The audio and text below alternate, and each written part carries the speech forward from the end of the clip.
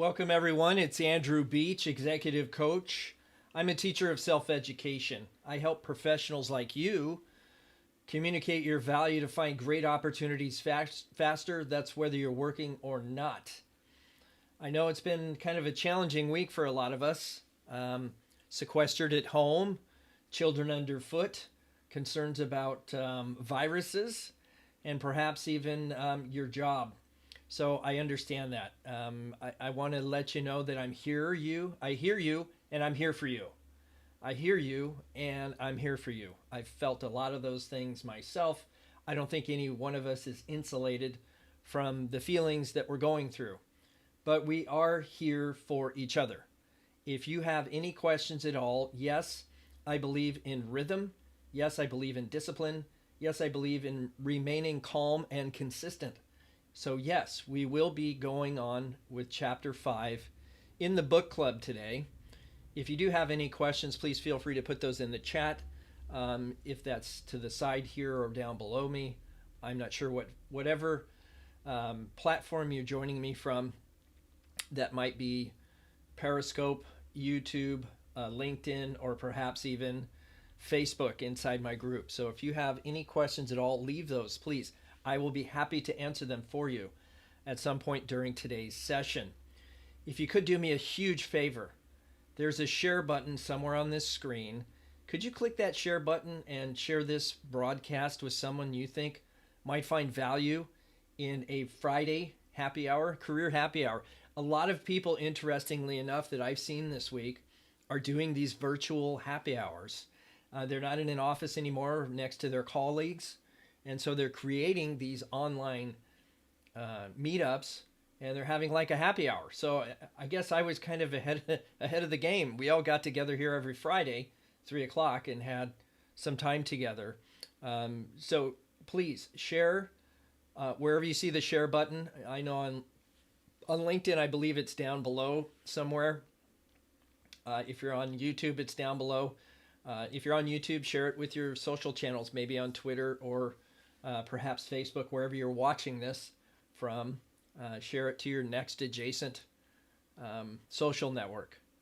So yes, we will be covering chapter 5 in my favorite book, the second half of that chapter actually. My favorite book, for those who don't know, on networking is the Wall Street Journal and National Business Employment Weekly book series on networking. The Insider's Strategies for Tapping the Hidden Market Where Most Jobs Are Found.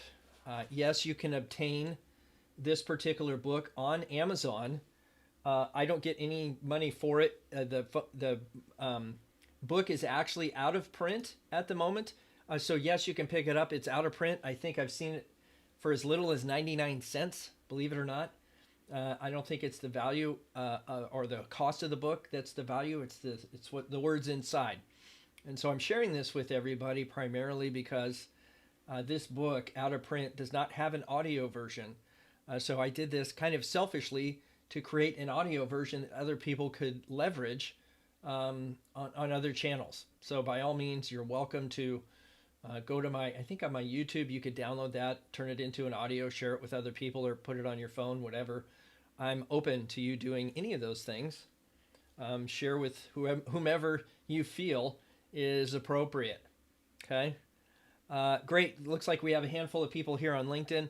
So if you do have some questions, go ahead and put those in the chat. Sometimes, it's funny with LinkedIn, you get in here and it doesn't show the chats.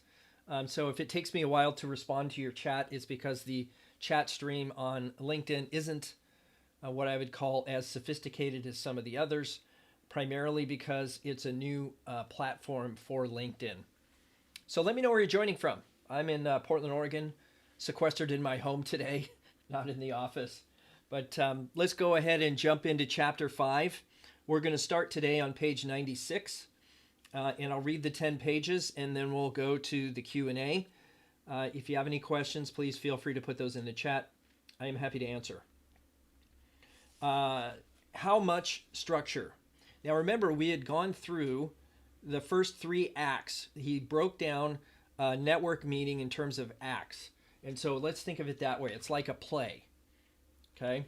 And in a play, there's many acts. In this case, Richardson had identified 6 acts, and we went through the first 3. We're going to go through the second 3 and some other items here today, so stay tuned. So the title of this section is How Much Structure? If you can memorize all these networking questions, remember them under the pressure of a meeting with a stranger, and then after the meeting recall all the answers given, you're blessed with formidable mental powers. Many networkers, particularly after they have had a few meetings, find it sufficient to review the guide sheets before heading off to a meeting. They know that most information will come out in the give and take of friendly conversation. If an important question is overlooked, call the person and say, I just realized that I forgot to ask you about ... As long as you're not making a backhanded request for another hour of help, this time on the phone, you'll find most contacts cordial or even pleased at the follow-up. If you can't stand the notion that you might forget a question that would elicit some crucial gem of information, try outlining all your questions by theme on a 5x7 card or bring an attractive binder with questions clipped inside. Understand, however, that this technique will dampen the spontaneity of the conversation. When faced with that much structure, many contacts will react with an I'm being interviewed mindset. Sit straighter in their chairs and begin choosing their words carefully. You may get more information, but you've diminished the rapport and personal warmth that are key to getting enthusiastic referrals to other contacts. Many people feel it's a major bit of rudeness for someone to begin taking down their every word the moment they start to speak, especially without first asking permission. If you must jot some points down, ask, do you mind if I take a few notes? Write as little as you can. A verbatim transcript makes you look as if you can't remember anything without learning aids, or you may be holding the contact accountable for his every word. The room will chill quickly. Your writing will interrupt your eye contact and impede rapport. Unless you're one of those people who can write while continuing to stare someone in the face, in which case you will look like a newspaper reporter and become more intimidating. Funny, we were here a minute ago. The Q&A portion of a networking meeting tends to meander and leap around a lot. Contacts will start a thought, then be reminded of another thought. Suddenly, they'll interrupt themselves and your train of thought. Don't over-control the meeting if this happens. Will you please finish that first thought? You may have to gently lead your contact back from a mental walkabout. I didn't know circus clowns used hypoallergenic makeup, Stan. That's really interesting. Let me inquire just a little further, if I might, about what you were saying a moment ago regarding product development in the cosmetics industry. It's a matter of time. There's one exception to the maxim that the best networking meeting usually is the least structured networking meeting. That exception pertains to the issue of time. You've promised the contact that you won't abuse the agreed on allocation of time. After the meeting has lasted perhaps 40 minutes, you should, almost regardless of the tempo or tenor of the meeting, glance at your watch and make a minor show of concern about the elapsed time. That'll look like this. Oh, hey, I promised I wouldn't use up your whole morning, and I want to be sensitive to the time. But there is one area in particular I'd like to explore before we close. Pause and wait for a cue from the contact about how to proceed. If he says, no problem, I'm really enjoying this, and he buzzes Mrs. Carmody and says, hold all calls till we're wrapped up here, then you'll have license to let the discussion continue where it will. It's now the contact's responsibility to signal when it's time to wrap things up. If the contact says something like, oh, thank you, I do have a luncheon engagement I need to make, that's your signal to move on to the next act and be conscious of the time from then on. That brings us to act number 4, the name game. The name game. In many meetings, the process of asking for and receiving names of other potential contacts will be mixed in with all the other questions and answers. If so, great. No arbitrary division of these areas of inquiry is necessary. But if the meeting is winding down and you haven't been given the identities of other people you might talk to, You have to ask for their names. This act is botched by many networkers. They ruin the positive impression they successfully created earlier in the meeting by asking for names as if they're asking for a gift. Can you give me the names of other people I should talk to? The networking contact thinks, I've known you for only 40 minutes and you're asking me for a present? There are subtler, equally effective ways of getting names. You might key the request to some point made earlier and make it look like an extension of the previous conversation. That would look like this. You mentioned a friend who had enrolled in an executive MBA program. Do you think it would be helpful if I talked to her?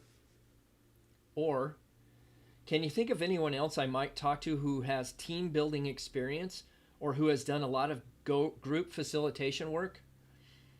Or, of the people you know who have moved from staff jobs into line management, who do you think might be most receptive to a request for a networking meeting? A very focused way of asking for names is to ask for specific information. In this case, who are the people who hold relevant positions in a specific company or setting? That would look like this. You said you started your career in employee relations at Megabig. Who's in charge of human resources there now? Would it make sense for me to call her? Or, several people have mentioned Sterling Dallas at EnviroCamp. Do you know him? Is he someone I should get to know? Those are pretty strong. Getting permission again. Once the names start coming, ask permission to jot them down and then jot them down correctly. It irritates many people if you start scribbling furiously in front of them before asking, is it okay if I just take these names down? Keep a 5x7 card in your purse or jacket pocket and make sure you get the correct spellings and genders. Like, is Lee a Mr. or a Ms.? You may think this is silly because you won't have any subtle remembering of remembering a couple of names. Not so. Once you depart the mild stress of the networking environment, all names, locations, and pertinent facts will try to flee your fevered brain. If you haven't captured them on paper, you have only two choices. One, lose the name of the contact forever, the prospect of which should drive you crazy. Or two, call the contact and ask, what was the spelling of the name of the fellow at Amalgamated again? And he'll say Smith. Smith, S-M-I-T-H, Smith. John Smith. Naturally, you'll feel like adult, and the contact's opinion of your mental acuity may drop a little, but at least you got the name. More important is the protocol of a request to use the contact's name when extending your network to these new people. It's a major networking sin to use someone else's name to help you get a networking meeting without getting clear, unequivocal permission to do so. Ask permission. Some networkers take liberties, thinking they'll never be called to account. Their crime may be a matter of degree.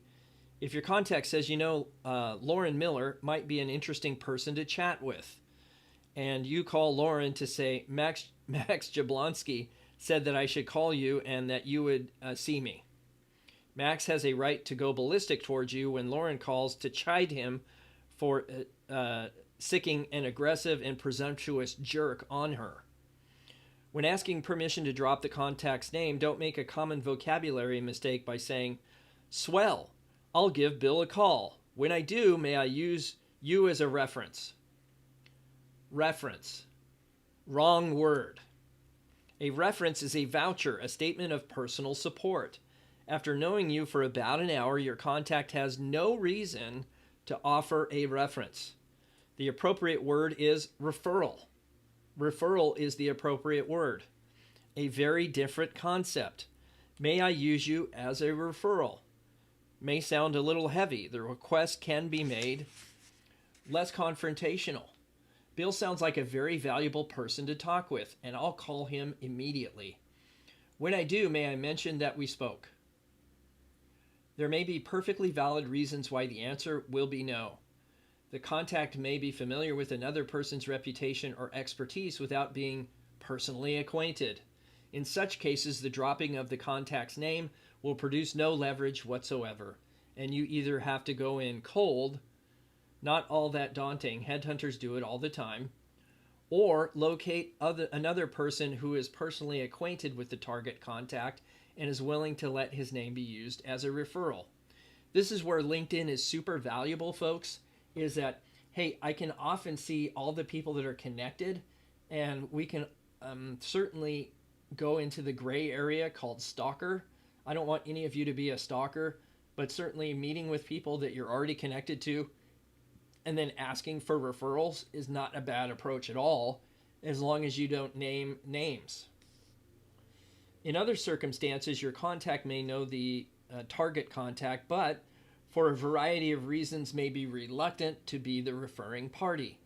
You know, your contact might say, Joe knows all there is to know about widgets and would be a great lead, but I'm really not comfortable having my name used as an introduction. I've asked Joe for a lot of favors recently. I haven't had a chance to return many, and I don't want to put a strain on our friendship by presuming on his good offices. An issue of confidentiality or political sensitivity may give your contact pause. If your contact expresses any discomfort at being identified as a referral, much less being asking to make an introduction, back off immediately. This isn't the time to press. Helping your helpers. A well-intentioned contact may not only give you valuable names, but may offer to call them or write to them, introducing you and providing a personal imprimatur. Imprimatur. Must be a legal term, imprimatur. The extra credibility and leverage provided by such introductions are invaluable if they happen. In the glow of an upbeat networking meeting, your contact may get all geared up, even to grabbing the phone and trying to get through right now, and then lose momentum when the person isn't immediately available, or forget about the promise once the networking meeting with you is history. What should you do?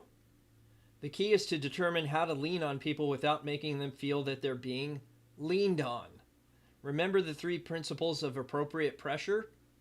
Number 1, ask how the person wants to be leaned on. Number 2, always express the pressure as if it's for the other person's benefit or convenience, not yours. 3, use the word we a lot. When someone says he'll make a call for you, your response should be like the following. Terrific. I really appreciate that, Ed. You have no idea how much a personal introduction eases the strain of meetings with someone you don't know. Look, Ed, how should we play this? I'd hate to run the risk of embarrassing you by calling Jack before you've had a chance to get in touch with him. Would it make sense for me to call you back before following up with him? When would be a good time to check in with you? Friday? Next Monday?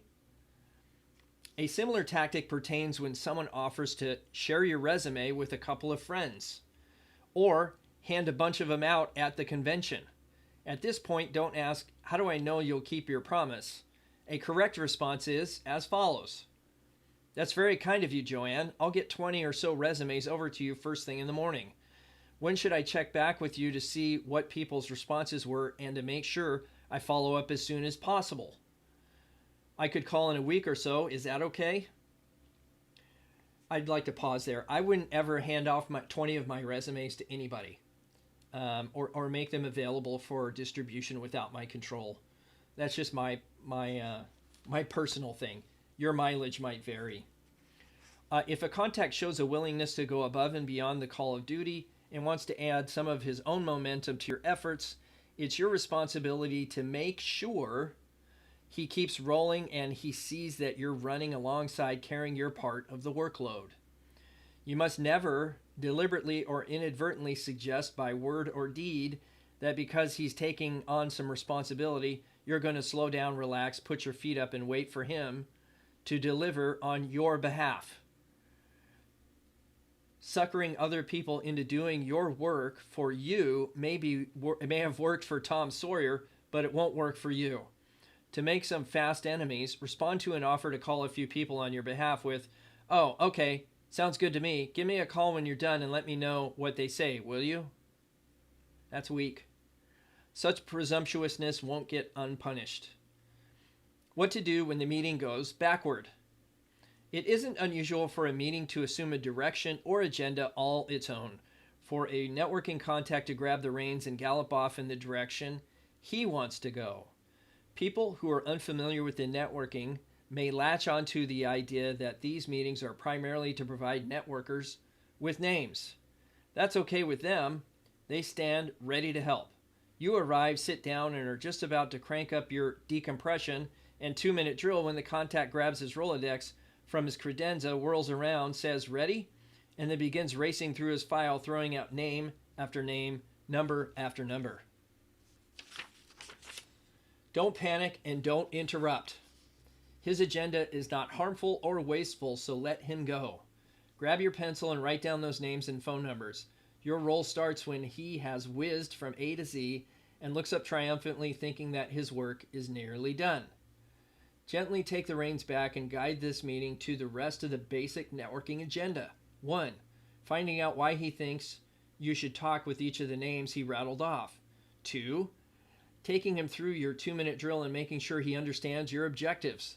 Decompression probably isn't necessary. He has already shown that he knows you're not asking him for a job. And 3. Asking him questions and probing from the information you hope to get out of this meeting. Don't be nonplussed if the contact shows a little surprise or impatient when he realizes that his duties as an expert aren't confined simply to dropping names.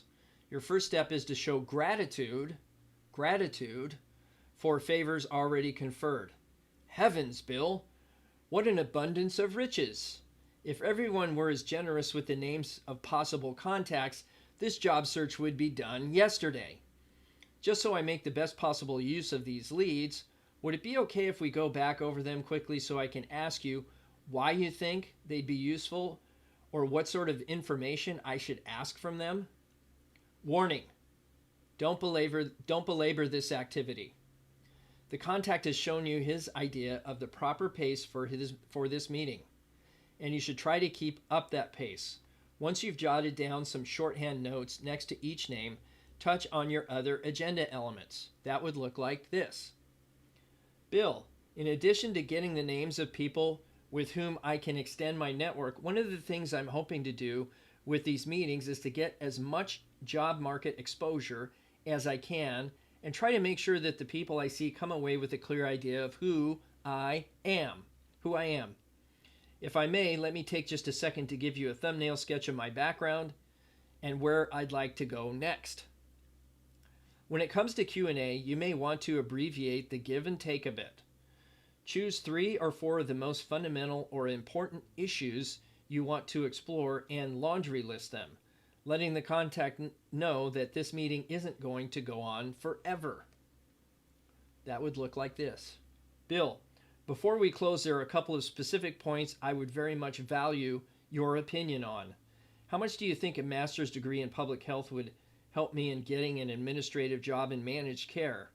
Whether my background is running a 21 operating room suite or a 1,000-bed acute care hospital would help or hinder my getting involved in running outpatient and ambulatory care programs. And whether you think I ought to take some courses to get some training in healthcare finance. Act 5, closing up and getting out. When someone asked vertically endowed Abe Lincoln how long a man's legs should be, he said just long enough to reach the ground. The same is true with a networking meeting. When you've completed the agenda, take the initiative to bring things to a close. When it's done, it's done. You don't gain anything, and you can lose a lot of goodwill by lapsing into small talk, digging into your supply of ribald jokes, or otherwise overstaying your welcome. A shy or scrupulously polite contact may have trouble telling you, hey, we're done, get out of here. It's up to you to initiate closure. That might look like this. Fred, this has been most helpful. We've certainly worked through the areas I wanted to cover, unless I'm forgetting something. If so, would it be okay if I gave you a quick call with a specific question? In any event, I'm most grateful for your help, and I certainly will keep you posted on how things go from here. Oh, would it serve any purpose at all if I left a copy of my resume with you? That brings up a question. What about resume? Until now, there has been no discussion of how to use your resume in a typical networking meeting. This was a deliberate omission. What you're trying to do in a networking meeting is to show the person, not the resume. Generally, you can do a far better job of building rapport and creating a positive impact through conversation than you can with even the most elegantly crafted resume. Remember that a resume is a sales brochure, and this isn't supposed to be a sales meeting. As discussed in Chapter 4, you may have already forwarded your resume when you confirm the meeting, but not without decompressing the resume enclosure. Quote, "In anticipation of our meeting, I've enclosed a copy of my resume just to give you a little better feeling for my career history and background." Unquote. Of course, in today's marketplace, you would have a LinkedIn profile. Just have your LinkedIn profile on your email and say, hey, my LinkedIn profile address is down below. Take a peek to get a better feel for my expertise. Too many networkers begin meetings by saying, well, I guess I should give you a copy of my resume first. The contact says, that would be good. What else is he supposed to say? No, don't give me your resume. Using your resume as an icebreaker creates distinct problems for both the form and the content of a good meeting. While the contact reads your resume, typically a 2 or 3 minute process, you're obliged to sit there passively and silently. You may not speak because that might ruin the contact's train of thought, which is rude. 3 minutes of silence is pure hell. Being in a position where you aren't allowed to speak at the beginning of a meeting that you initiated and are supposed to drive can be incredibly unempowering. It starts you off in a passive, subordinate posture that can erode your ability to converse confidently for the rest of the meeting. Everyone in the world fancies himself a great authority on resumes and will be pleased to pick apart yours and spend the entire meeting telling you what to do to fix it. Not only is that a downer, it's not the proper subject of this meeting, and much of this expert advice on resumes will be opinionated, wrong, or no better informed than your own. Letting contacts serve as resume critics relieves them of the responsibility to provide you with other forms of more thoughtful help. That's so true. You need exposure, information, and names, not a resume review session. Have a couple of copies of your resume with you, perhaps in your attaché case or tucked neatly and inconspicuously in a manila file folder. If you make it to the closure of the meeting without being asked to produce it, as we did in working through Acts 1 through 5 in this chapter, great. Produce it at the end and ask whether the contact could use a copy, implying that it will serve to lock in the information and impression you've already made. If at any time in the meeting the contact asks whether you have a copy of your resume with you, you should acknowledge that you do, but suggest that the best course may be for the contact to peruse it later. If the contact persists, demur and cough up your paper. Once it's out on the table, you can use it as a visual aid to your 2-minute drill, pointing to specific roles, settings, or accomplishments you want to highlight. On occasion, if you've provided the contact with a resume before the meeting, he'll have it in front of him when the meeting starts and will cross-examine you point for point about its contents. If that happens, grin and bear it. At least the contact has already seen it and you don't have to suffer in silence while he reads it through. Generally speaking, I would not ever take a resume to a network meeting. I'm coming open hands. That demonstrates something to somebody, that I'm there to learn and understand first. If they ask me for the resume, I can by all means send them one after the meeting by email or even through LinkedIn. That's super easy to do. But generally speaking, I think the advice here is okay, but I would never take a resume to a network meeting. Now, do I have it electronically on my phone or in some capacity? Sure. Absolutely, I would do that. Okay. But then I would make a note on everything that they said and make sure anything that we discussed that would be pertinent to the future is reflected in the resume. Act 6, the follow-up. Act 6, the follow-up. You're outside the building again. You did fine. The meeting had a nice pace, and the contact's body language expressed interest and enthusiasm. You didn't make any horrendous mistakes, and you projected focus and confidence. You got a few potentially valuable names, and the contact's promise to make some personal introductions later. But you're not done yet. You're not done yet. After the meeting, one brief but extremely important step remains, the follow-up. No smirks or yawns here, please. This isn't the thank you note your mom told you to write your Aunt Minnie to thank her for your birthday suit. An implicit promise underlies all networking meetings. If you give me a little of your precious time, I'll guarantee you the satisfaction of having helped me. This pitch, you will recall, is aimed at the universal human urge toward empowerment. Merely saying thank you at the close of the meeting probably is not enough to satisfy your guarantee. Drop the contact a brief thank you note, handwritten if your writing is legible, after you've acted on any single suggestion or bit of advice the contact provided. Notice how smoothly an I took your advice item is worked into this letter. And I'll share that in a second. I can't tell you how important this is. If somebody gives you advice, a name, follow up on that advice, follow up on that name, and then tell them what you did with it. Okay? So this could be in an email form or a LinkedIn message. I don't get many people writing handwritten notes anymore, although just a quick thank you is probably fine. But certainly a follow-up email is really important. Or you can do it by phone, even better. Here's the letter. Dear Nora, thanks again for taking time out of your busy schedule to see me on Tuesday. Your thoughts on discount merchandising of maternity outfits were particularly helpful, and your suggestion that I talk with Leo Kolsky proved an incredible door opener. I've already met with Leo, who immediately introduced me to his 3 partners, and they say they can get me a booth at next month's trade show. Outstanding. A major break. I'll certainly keep you posted on what happens at the trade show and my progress generally.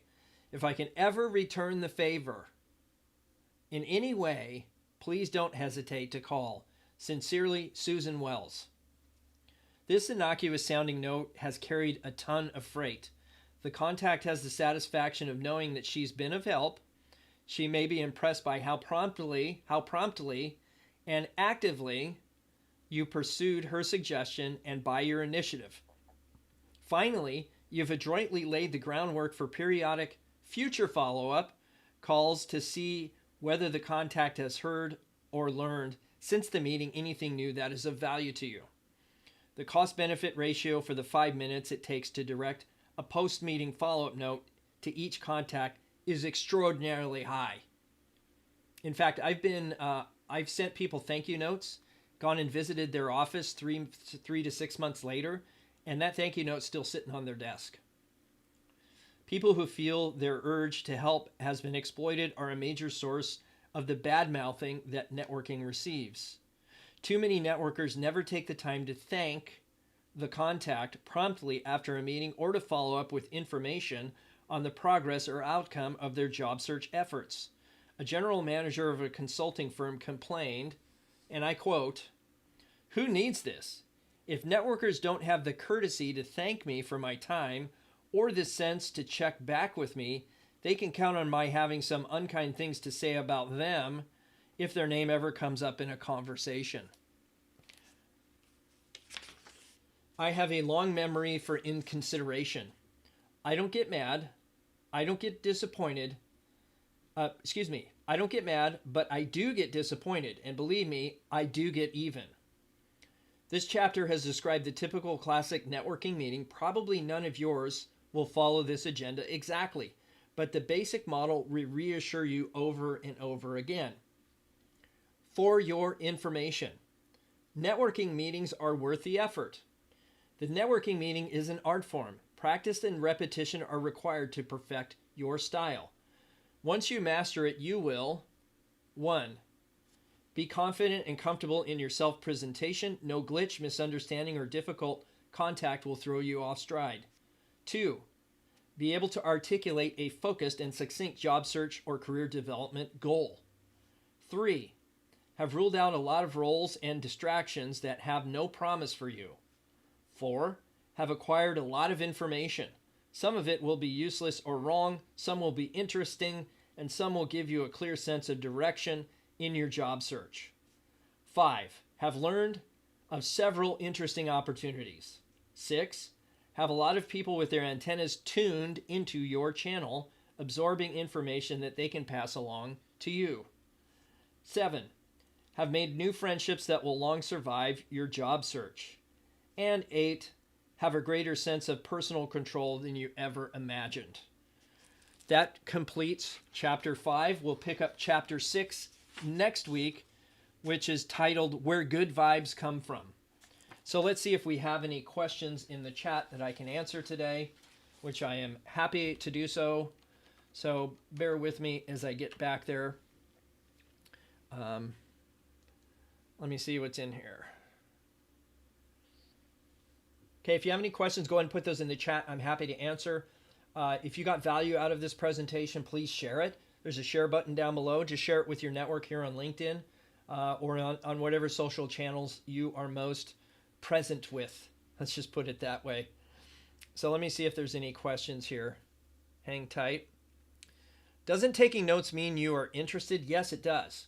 But I think the key note that Richardson makes in the book, and I agree with it, is that if this isn't somebody that you know and you're meeting them for the first time, I think it's important that you ask if it's okay to take notes. Now, if it were me, I would have my questions handwritten. Now, you could type them out on a computer and have a sheet of questions or maybe even their LinkedIn profile printed out, but I think that's going over the top. What you're going to rely on is other people's good nature. And by that, I mean you're going to be reaching out to somebody who's been referred to you. And you need to stick to the topic of conversation. So the challenge that many networkers have is when they get an introduction, they don't know what to do with it. Meaning they get the name, they go over there, and they never ask any follow-up questions. How do you know this person? That would be a good start, right? What is the strength of your relationship? What do you believe we should talk about? Is it okay to use your name? Right? So I'm not making any presumptions. I'm just trying to understand better why they would refer me to that person before I let the conversation continue. Keep it fresh in their mind without letting the conversation wander or go on to another person's name. And then certainly I'm really encouraging a lot of my coaching clients to capture, if they can, a cell phone number. So rather than waiting for somebody to make an introduction or even just taking an email, I'm asking that person first for the cell phone number rather than just contact information. And I can thank my coach, Steve Powers, for that one. Anyhow, and it does show, so there's a number of active listening techniques I would encourage everybody to use, whether that's in a networking meeting, a regular meeting, or even an interview. And that is writing notes is active listening, okay? Waiting for somebody to finish talking, repeating what they say, and affirming is also an active listening technique. That means, hey, you got a new job as a career coach. That's great. So what I did is I repeated what they said because they told me they got a new job, and then I affirmed it. That's great. Okay, so that's an active listening technique. Repeating, sometimes paraphrasing what you think you heard, and then getting confirmation. So that's another active listening technique. So good stuff. Any other questions out there? Happy to answer. Okay. If you're watching this on a replay, I do follow the hashtag Career Happy Hour. So if you have any questions, just use the hashtag Career Happy Hour, and I will answer. Okay. Or attach it to this live stream, or send me a private message. Any one of those is perfectly acceptable. All right, folks, have a great weekend. We'll see you next Career Happy Hour next Friday. Every Friday, 3 p.m. Pacific. Let all your friends know. Take care.